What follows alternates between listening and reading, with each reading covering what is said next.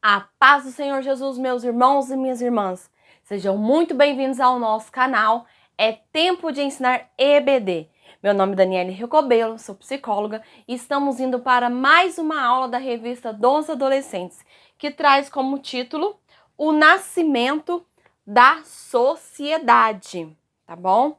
A leitura bíblica está em Gênesis capítulo 4, o versículo 1 e 2, o versículo 8 e o versículo do 17 ao 26. Por que a leitura da Bíblia é importante para a nossa aula? Para que possamos entender o que a lição está trazendo para nós nos dias de hoje, da atualidade. E aqui vai estar falando um ponto importantíssimo. Então, vamos ler junto comigo? Vamos lá, Gênesis capítulo 4, versículo 1 e 2. E conheceu Adão a Eva, sua mulher, e ela concebeu e teve a Caim, e disse: alcancei do Senhor um varão. E teve mais a seu irmão Abel. E Abel foi pastor de ovelhas, e Caim foi lavrador da terra. Capítulo 8, versículo 8. E falou Caim com seu irmão Abel. E sucedeu que, estando eles no campo, se levantou Caim contra o seu irmão Abel e o matou. Versículo 17.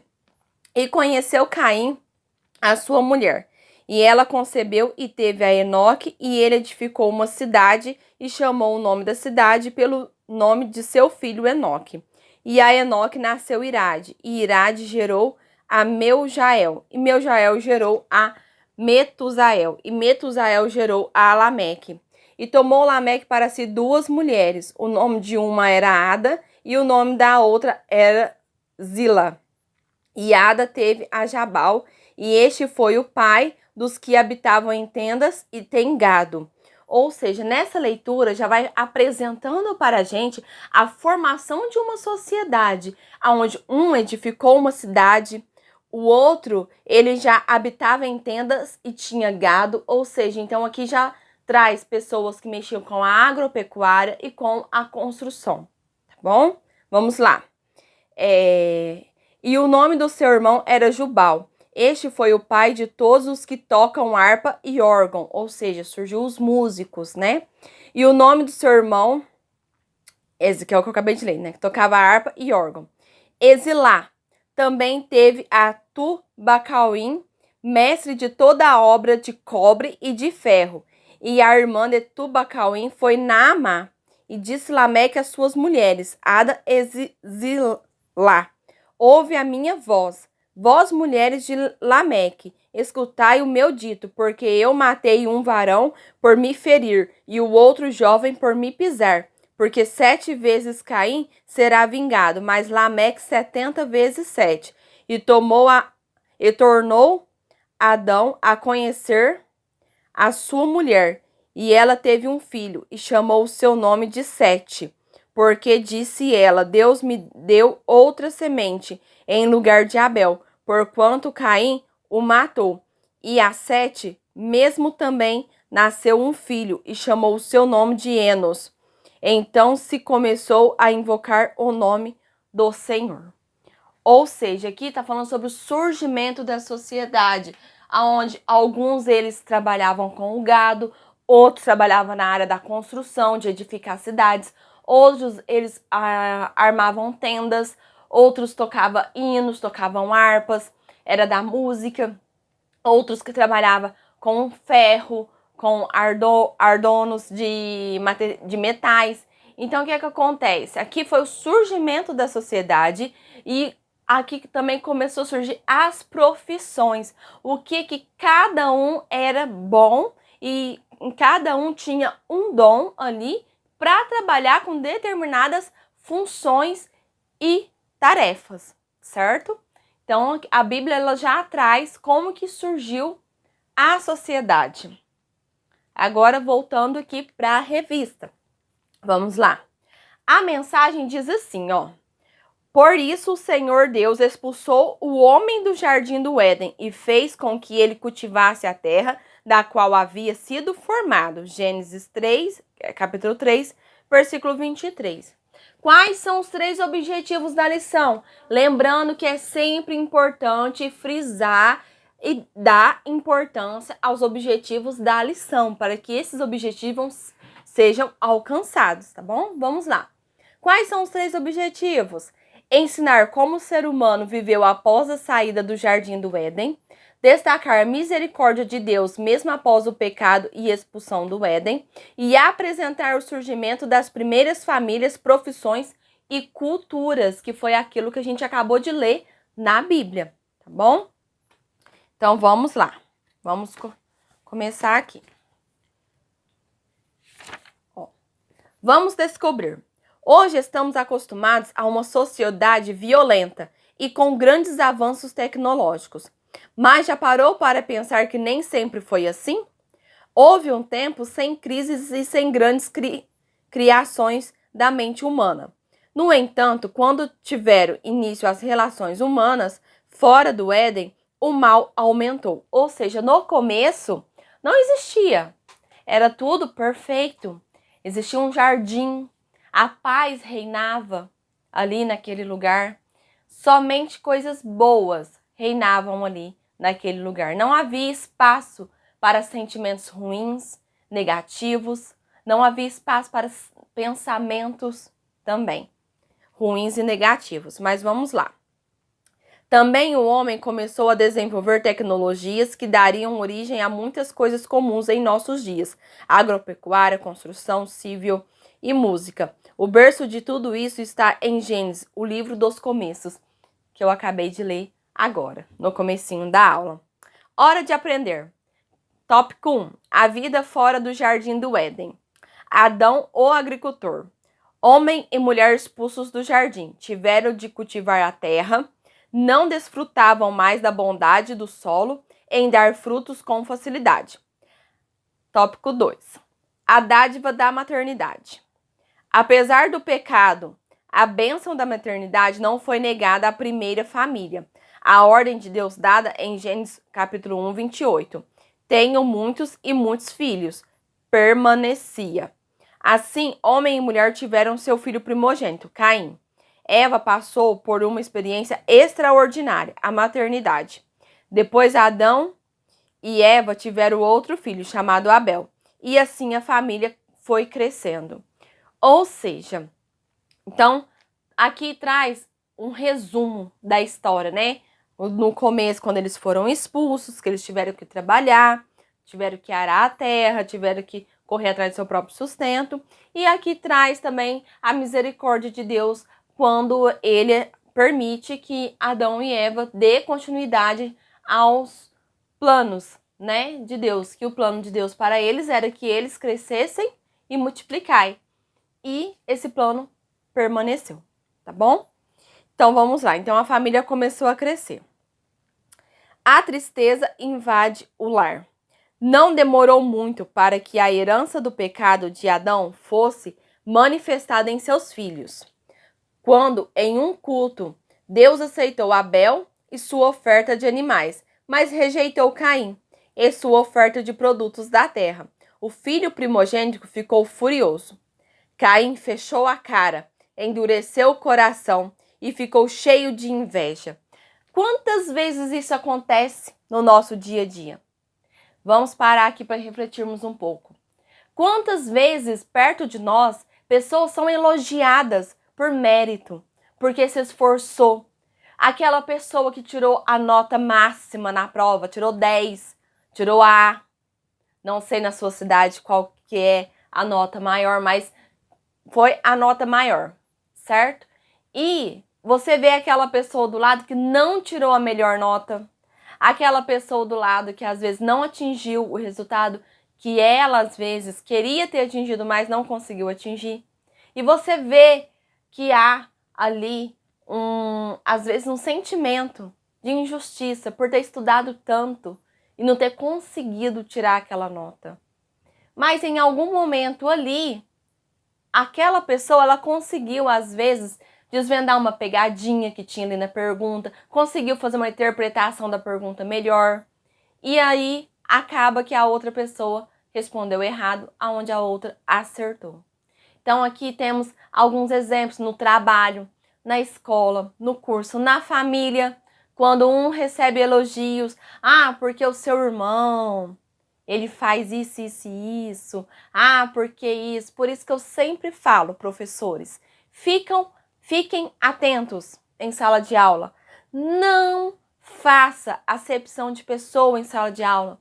Nunca elogie de uma forma que vá fazer com que o outro se sinta menor, se sinta excluído, se sinta rejeitado. Porque às vezes não é por maldade, não é mesmo. Mas às vezes o que acontece? Você quer elogiar aquele aluno que é o destaque da sala de aula, que responde, que participa, que responde certinho, que tem um conhecimento melhor da Bíblia, e aí às vezes você vai dar um elogio para ele, mas ao invés de você incentivar os outros a olhar para ele, se espelhar nele e querer estudar e querer fazer, não. Você vai fazer com que os outros às vezes desperte um sentimento, às vezes, de desprezo para aquele que está sendo elogiado, de inveja, de rejeição, e pode fazer com que os seus alunos também olhem para você com outros olhos. Porque o meu professor, ele não me vê, porque ele só vê o outro. É só o outro que é o queridinho dele. Então é muito importante tomar cuidado com os elogios. Se você quer incentivar a sua sala a estudar a Bíblia, faça gincana, faça desafios, faça diferente. Olha, esse mês estamos falando sobre o livro de Gênesis. Essa semana todo mundo vai ler o capítulo 1 de Gênesis. Quero todo mundo participando na próxima aula. Vai ter uma surpresa. Que seja uma balinha, um pirulito, um chocolatinho, mas incentive a todos participar, deixando claro que todos têm a oportunidade de serem iguais. Então, sim, lance desafios. Essa semana é o capítulo 2, essa semana é o capítulo 3. E você, professor, você também vai ler. E você vai fazer perguntas exatamente dentro da lição, ali, para que eles possam ter chance de todos eles acertarem. Mas é preciso ser sinceros também. Chegar em sala de aula, pergunte para todos. Todo mundo leu? Aí, às vezes, um vai levantar a mão. Eu li. Aí você vai fazer pergunta e não vai saber. Realmente, será que leu? Se não leu, dê a oportunidade para ele ler na sala de aula. Fala para ele abrir a Bíblia. A pergunta que você fez, você sabe qual que é o versículo? Fala, abre a Bíblia em Gênesis, capítulo tal, versículo tal, leia que a resposta está lá. E presenteie ele também, tá? Faça um incentivo, um reforço. E tome cuidado, porque esse é um caminho muito delicado que nós estamos trilhando e percorrendo, tá bom? Vamos lá. Caim fechou a cara, endureceu o coração e ficou cheio de inveja. Ao ver a inclinação para a maldade, Deus o advertiu. Olha só, Deus percebeu e Deus falou com ele. Olha, Deus o advertiu de forma preventiva. O pecado está na porta, à sua espera. Ele quer dominá-lo, mas você precisa vencê-lo. Ou seja, Deus ainda alertou ele, olha, cuidado, os teus pensamentos não estão bons. O pecado está aí pertinho de você, batendo na porta. E quantas vezes os adolescentes eles são advertidos pelo pai, pela mãe, para tomar cuidado com certas coisas, mas não escutam. Por quê? Porque agem no impulso, no momento. O que ele está vivendo ali é o agora. É hoje, não posso esperar amanhã, não posso esperar ficar maior de idade, não posso esperar eu ficar um pouco mais velho, não posso esperar, é agora, eu quero agora, é aquele desespero, né?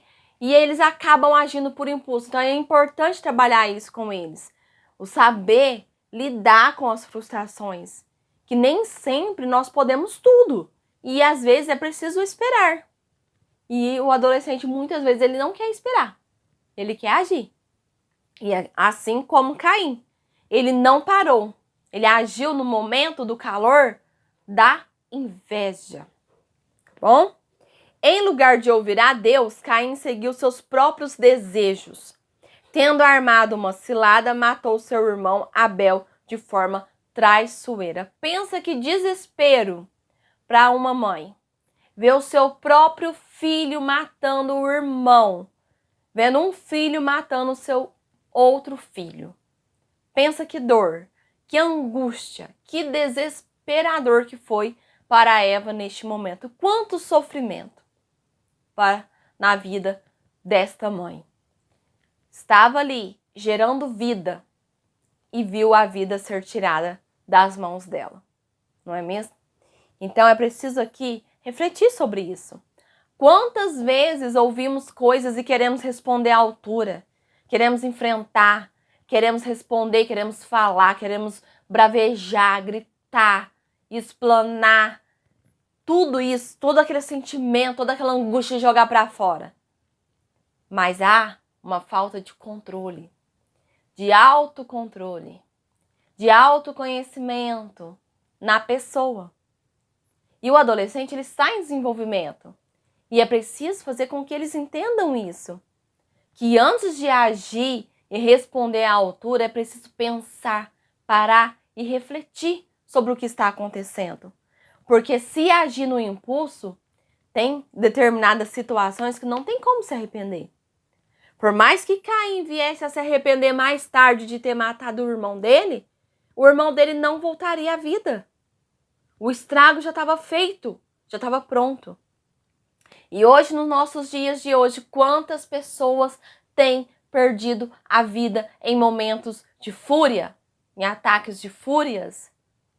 Não é mesmo? No trânsito, no dia a dia. Então é preciso tomar cuidado. É preciso parar às vezes e refletir se é necessário responder ou se é melhor calar. Aqui há uma grande indagação, não é mesmo? Vamos lá. Caminhando mais um pouquinho. A misericórdia de Deus sobre Caim. A sentença contra o pecador. O crime de Caim foi gravíssimo. O sangue de Abel clamava a Deus da terra.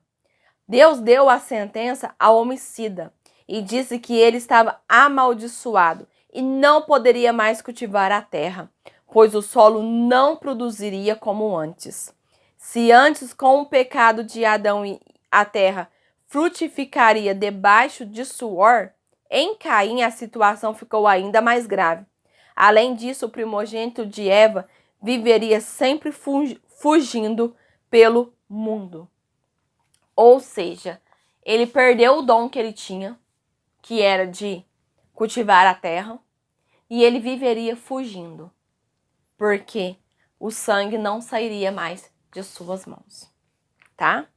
O lamento de Caim.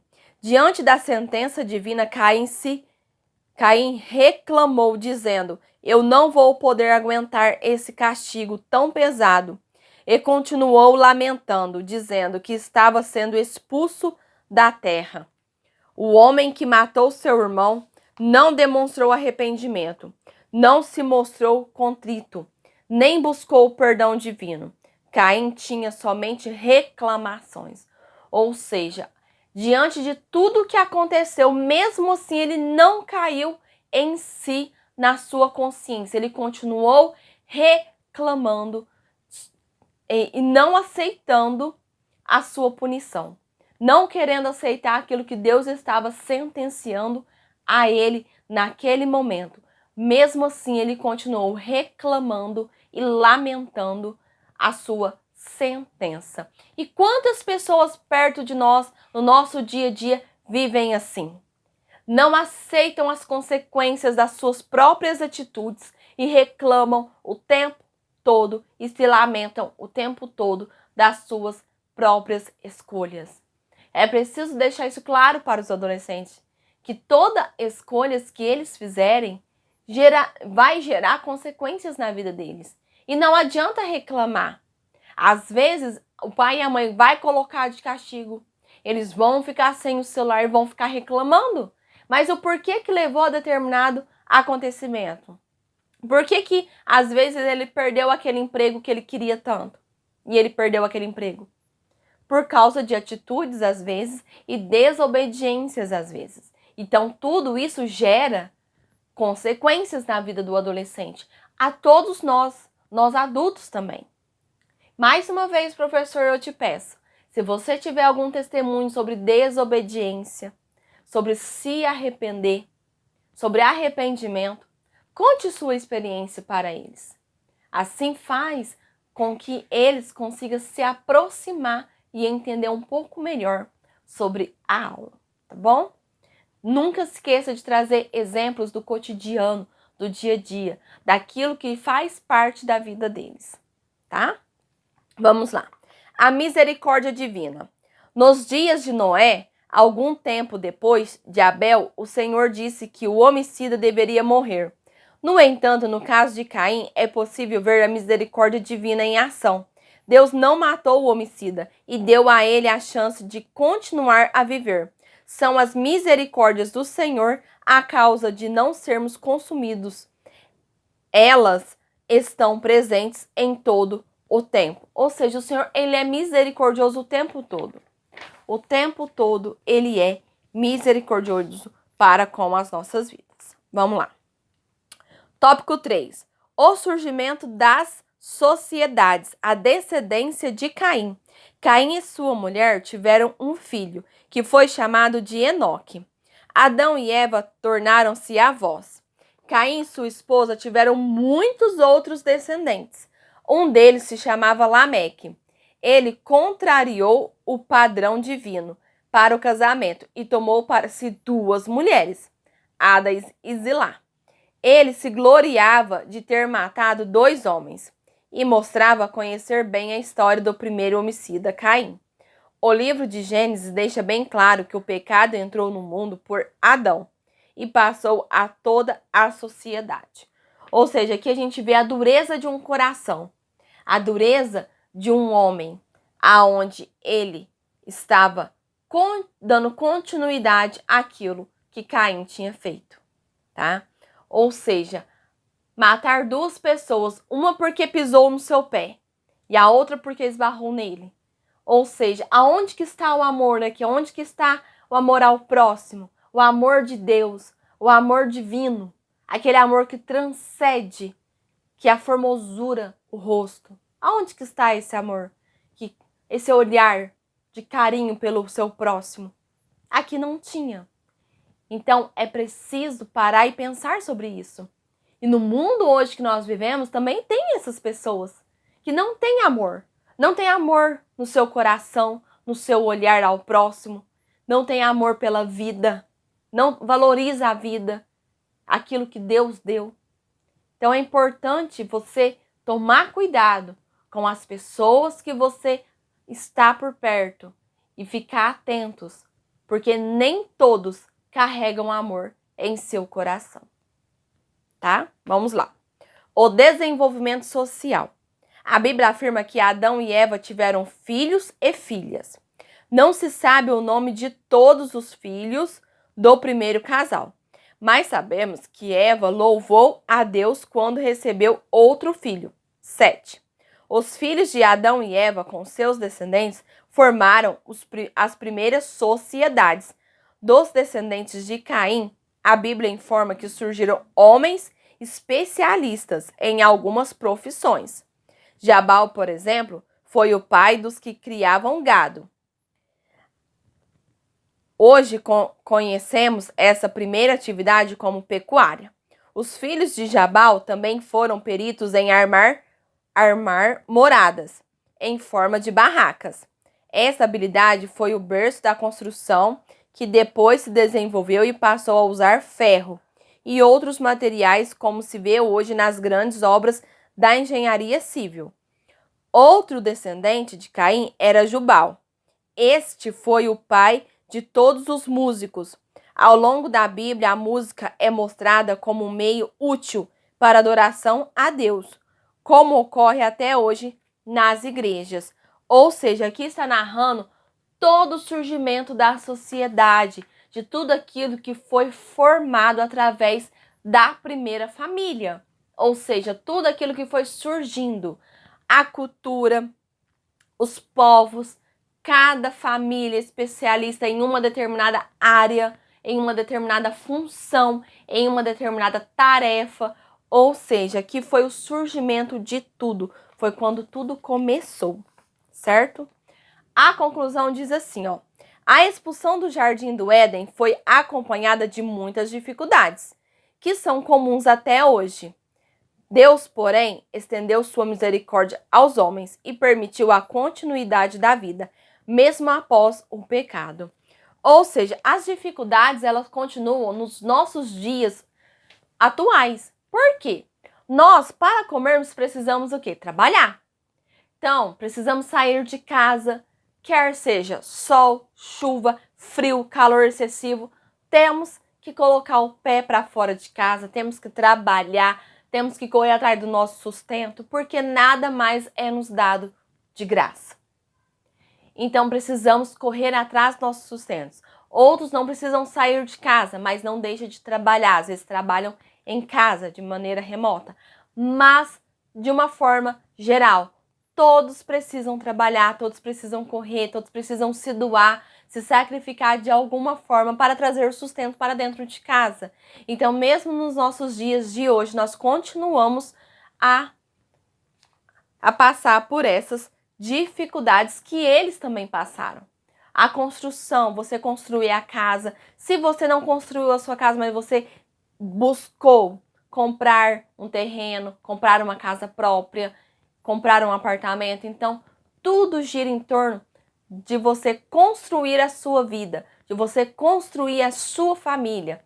Então tudo gira em torno de dificuldades, porque não é fácil você estralar o dedo, ai, tenho casa. Estralei o dedo, agora tenho um carro. Ai, estralei o dedo, tô casada. Ai, estralei o dedo, tenho meus filhos. Não é assim no passe de mágica. Tudo tem a sua dificuldade e tem o seu processo de acontecimento.